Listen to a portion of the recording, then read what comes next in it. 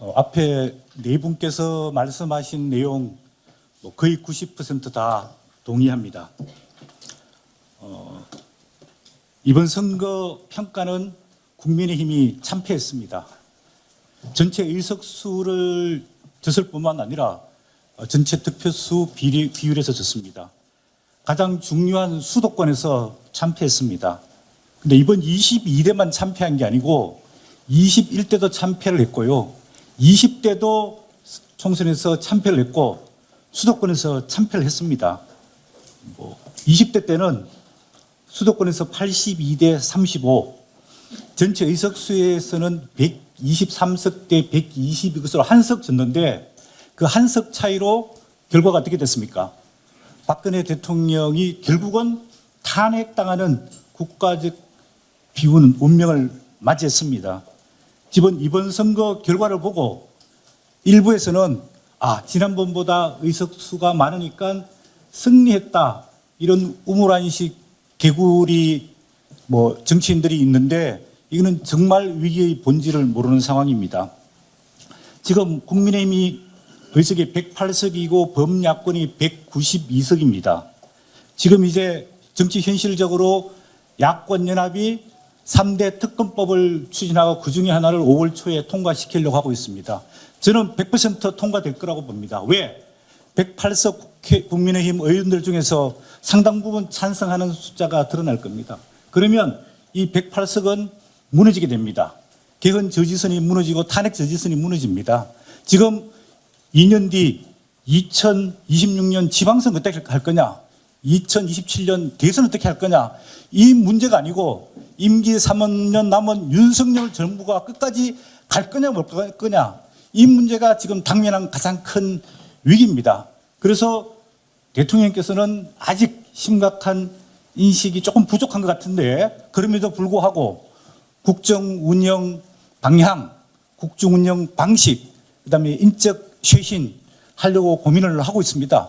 그런데 정작 선거를 뛰고 선거에서 참패한 국민의힘은 도대체 이런 위기 인식이 있는지 없는지 본인 한 사람만 당선되면 끝이라고 생각하는 이런 극단적 이기주의 정치인들이 국민의힘에 너무 많습니다.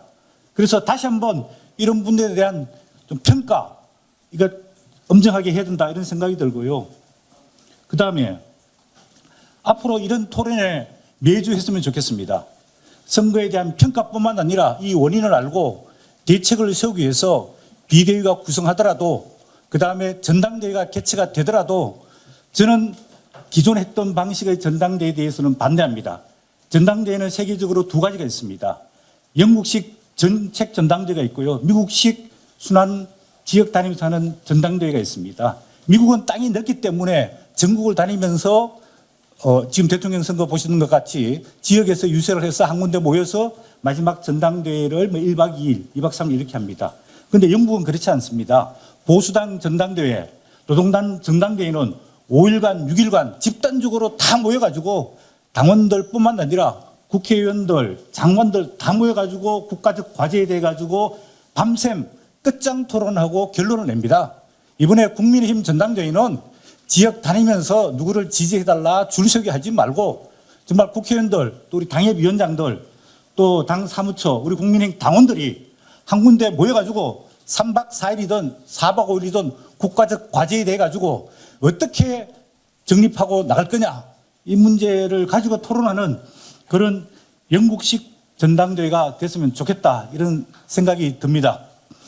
그 다음에 아까 여러분들께서 예견된 선거 결과다. 저도 똑같이 예견했습니다. 1년 전인 2023년 4월 10일 날 1년 뒤에 2024년 총선을 좌우할 3대 변수에 대해 가지고 썼습니다. 1번이 대통령 국정운영 지지도입니다. 대부분께서 대통령 비판하기 싫어서 대통령이 열심히 하시고 방향을 잘 잡고 잘하셨는데 약간의 문제가 있다. 그 정도로 하시는데 저는 아닙니다. 이거는 정권 심판론이기 때문에 100% 대통령한테 책임이 있습니다.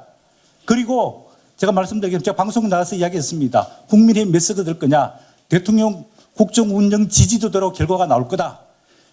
총선 직전 가장 근접하게 대통령 국정운영 지지도한 게 이번 3월 8일 날 리얼미터 대통령 국정운영 지지도 긍정이 36%였습니다.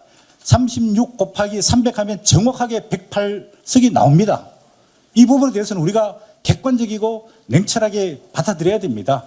대통령 국정 운영 지지도를 하면 대통령이 좋으냐 싫으냐의 문제가 아니라 대통령이 열심히 했느냐 과정의 문제가 아니라 국정 운영의 결과입니다. 결과에 대해서 국민들이 총체적으로 평가하고 판단하는 겁니다. 그러면 그거를 받아들이고 거기서부터 원인을 규명하고 대책을 세워야지 정확하지. 대통령은 열심히 다녔는데 아유 태도가 조금 잘못됐다. 방식이 좀 잘못됐다. 또 당이 선거를 치렀는데 당에서 출마 책임을 져야 된다. 그 일부 책임도 있습니다. 3대 변수 중에서 가장 중요한 대통령 국정 운영 지지도가 있고요. 그 다음에 국민들이 요구하고 있는 정치개혁, 공천 개혁 별로 못했습니다. 5선 이상 6명이 재배치되면서 공천 다 받았습니다. 국민이 찍고 싶지가 않은 국민의힘 민주당이었습니다. 그걸 왜 찍었느냐? 정말 앞으로 국가의 미래, 나라의 미래가 걱정이 돼가지고 어쩔 수 없이 마지막에 보수, 국민의힘 정당 지지자들이 많이 찍었습니다. 저도 그렇게 해서 찍었습니다. 이런 부분에서 냉철한 성찰이 저는 필요하다고 생각이 들고요. 그 다음에 선거 전략도 잘못됐습니다. 저기는 야당은 역대로 보면은 정권 심판론, 대통령 심판론 반드시 들고 나옵니다. 거기서 우리가 야당 심판론 방어적으로 나가서는 안 됩니다. 대한민국 근본적인 문제를 개혁하기 위해서 예를 들자면 정치 개혁을 하겠다. 그래서 깨끗한 인물을 발탁하겠다. 새로운 전문가들을 발탁하겠다. 그리고 민주당 너희들도 심판을 받아야 된다. 이렇게 나가야지 국민을 설득해가지고 긍정적으로 찍을 유인 동기가 생기지 민주당 쟤들 범죄자니까 찍어주면 안 됩니다. 그러면 안 찍으면 누구를 찍겠습니까? 그러면 기권합니다. 왜 국민의힘 후보들, 국민의당을 찍어야 되는지에 대해 가지고 우리가 적극적으로 선거 전략을 펼쳐야 되는데 그것도 잘 못했습니다. 또 마지막으로 선거 운동도 제대로 우리가 이슈라든지 정책이라든지 또 지역들 인물을 부각시키지 못하고 약간 셀럽형 선거운동을 했습니다. 그리고 한동훈 위원장한테 너무 많은 책임을 맡겼습니다. 이런 대선형 선거운동 방식으로는 이런 총선에서 굉장히 이기가 어렵습니다. 이런 부분에 대해 가지고 문제 제기를 못했고요. 선거 결과를 좌우한 쉽게 말해서 우리 박승민 대표가 전문가시지만은 마이크로 타겟팅에 실패했습니다. 수도권의 무당총 중도층이 제일 많습니다. 그리고 수도권에서 참패했습니다. 수도권 무당층이 대부분 20대, 30대입니다. 그리고 제가 통계를 보니까 무당층 비율 중에서 수도권에서 서울, 경기, 인천에서 무당층 비율에서 20대가 41% 무당층입니다. 30대가 26%, 40대는 민주당 성향이 많고요. 50대는 11%, 60대로 돌아가면은 확고한 의사결정자, 지지자들이 많습니다. 그리고 이 20대들, 30대들 특징은 정당 지지 성향이 굉장히 약합니다. 후보자 특징이라든지 공약이라든지 이슈에 굉장히 민감합니다. 그런 20대, 30대 견인하는 선거운동에서 완전히 실패했습니다. 이게 제가 간단한 데이터도 갖고 있는데 예를 들어서 우리가 2년 전 대통령 선거 때 20대 남성이 윤석열 대통령을 58.7% 찍었는데요. 이번 총선에서는 전국적으로 47.9%, 10% 이상이 이탈했습니다. 그 다음에 30대 남성도 52.8% 윤석열 대통령을 찍었는데 여기서 4.5%가 이번 선거 때 이탈해서 민주당이나 타당을 찍었습니다. 이런 20대, 30대 이걸 매 구분을 하게 되면은 20대 남성들의 보수 성향이 굉장히 강합니다. 30대 여성들이 민주당 지지 성향이 굉장히 강합니다. 제가 에피소드 하나 말씀드리면 지난 대선 때 BTS 병역 문제가 이슈화가 될 뻔했습니다. 그런데 제가 법도 읽어보고 시행령도 읽어봤는데 문화예술체육인들은 병역 면제 특혜를 하게 되어 있습니다. 할 수도 있고 안 할 수도 있는데 이걸 병역 면제 특혜를 주게 되면은 20대 남성들 표가 다 이탈합니다. 아까 말씀드렸듯이 우리 0.73%를 이겼는데 20대 남성의 지지자를 받지 못하고 선거를 이길 수가 없었습니다. 그럴 정도로 20대 남성의 보수 성향 지지가 굉장히 강했는데 여러 가지 이유로 많이 이탈했습니다. 그 다음에 이번에 우리가 스플릿 보팅, 지역구에서는 국민의힘을 찍고 비례에서는 우리 국민의미래를 찍었던 비율 차이가 절반밖에 안 됩니다. 예를 들어 지역에서 국민의힘 지지자 46.3을 받았는데 비례는 23.7%밖에 못 받았습니다.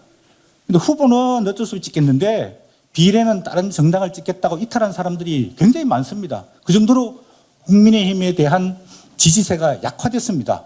이런 거는 그전에 분석 결과로 다 나와 있었던 내용입니다. 그래서 이런 마이크로 타겟팅 선거 운동을 하지 못한 전략적 실패라고 생각하고 있습니다. 그다음 우리 국민의힘 대부분의 지지자 60대, 70대 또 어르신들 왜 국민의힘을 찍었습니까? 물론 후보가 좋아서 찍은 사람들도 있습니다. 또 정당을 계속 지지해왔으니까 찍은 사람들도 있습니다. 그런데 곰곰이 생각해 보니까 민주당과 야권연합이 200석이 넘어가지고 야 이거 개헌도 하고 또 대통령 탄핵도 마음대로 하게 되면은 나라의 미래가 어떻게 되느냐 그 불안감 걱정 때문에 마지막에 찍은 사람들이 많아서 그나마 수도권에서 조금 많이 당선됐고 부산에서 경남에서 많이 무너질 예정이었는데 부산에서도 한 명 정도로 선방하게 된 계기가 우리 국민들의 애국심 저는 그거라고 생각합니다. 그 다음에 우리가 다 알다시피 보수의 지금 위기에 직면해 있습니다. 저는 보수를 재건할 거냐 이게 중요한 게 아니고 앞으로 이렇게 가면은 대한민국이 지속할 수 있을 것인가 대한민국이 존립할 수 있을 것인가 이 문제에 대한 근본적인 해답을 내야지 국민들로부터 지지를 받을 수 있다고 생각이 됩니다. 가장 큰 문제는 인구 문제입니다. 우리 인구 문제, 저출산 문제하고 2030의 문제는 직결되어 있습니다. 왜? 2030 세대들이 대학교를 졸업하고 취업하는 데 시간이 너무 많이 걸립니다. 취업해도 좋은 일자리 취업을 못합니다. 그러니까 연애도 못하고 결혼도 못합니다. 출산도 못합니다. 그래서 저는 우리 국민의힘에서 앞으로 대한민국의 근본적인 지속 가능성 뿐만 아니라 발전 가능성을 위해서 2030 그냥 표만 얻겠다가 아니고 이 근본적인 문제를 어떻게 해결할 것인가 그런 대안을 좀 만들어내야 되는데 우리 김재섭 당선자나 김용태 당선자나 또 우리 현실 정치인들이 이 부분에 대해 가지고 좀 적극적인 천착을 했으면 좋겠다고 생각이 듭니다. 제가 이제 아시는 정치인들이 많아가지고 내가 물어봅니다.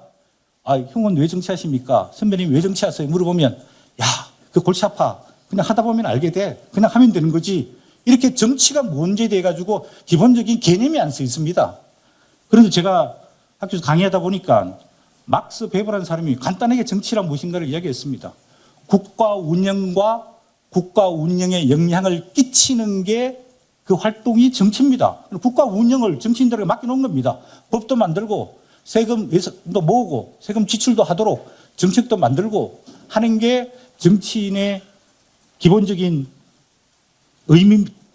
의미입니다. 아리스토텔레스가 그런 고상한 이야기도 했습니다.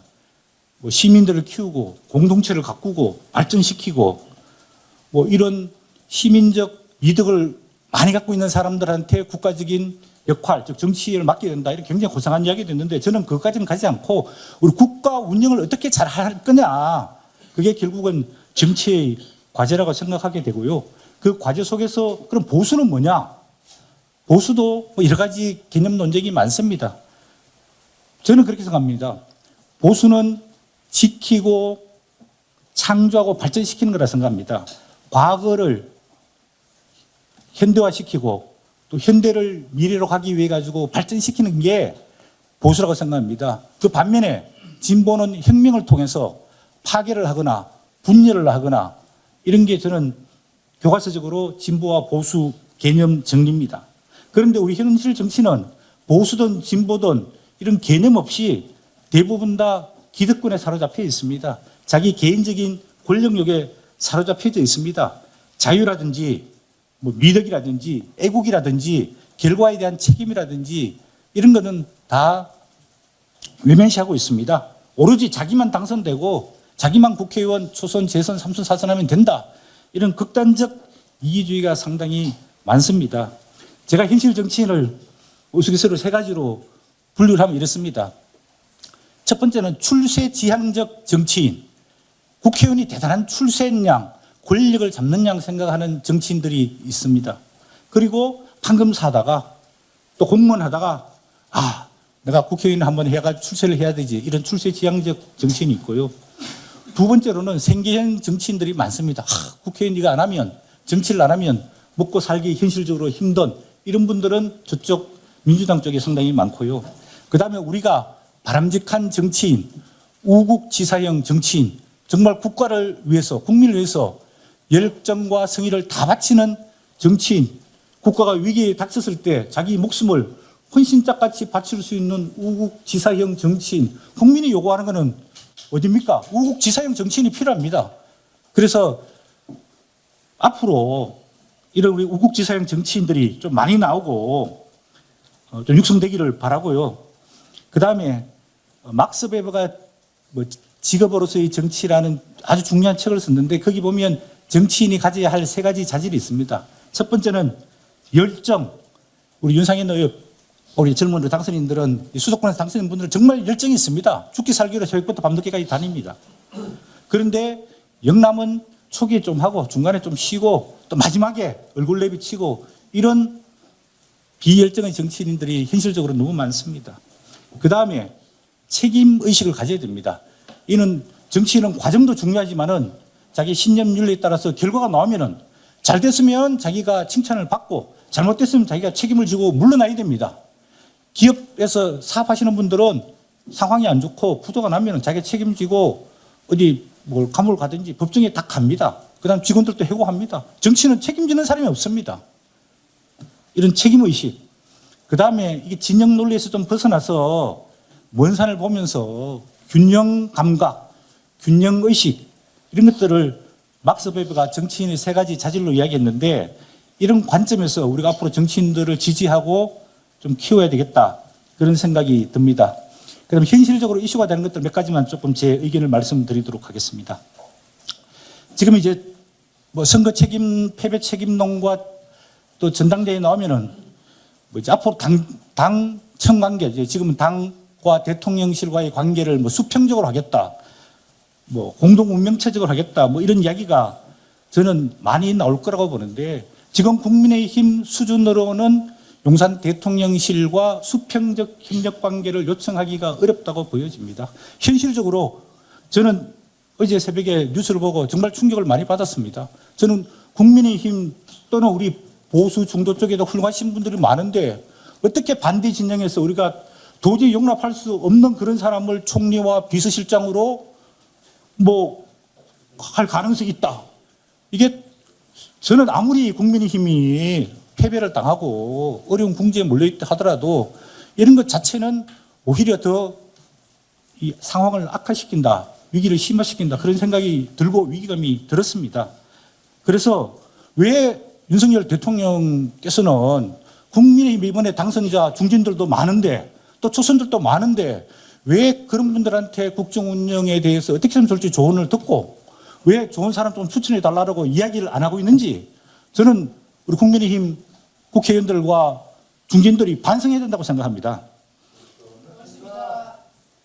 그리고 당헌 단계에 보면은 정부와 대통령은 당의 정책을 국정에 반영시켜가지고 성공을 하고 그 다음에 당원 국정 운영을 뒷받침해가지고 성공하도록 명시가 되어 있습니다. 그러면 당청은 공동적 운명체입니다.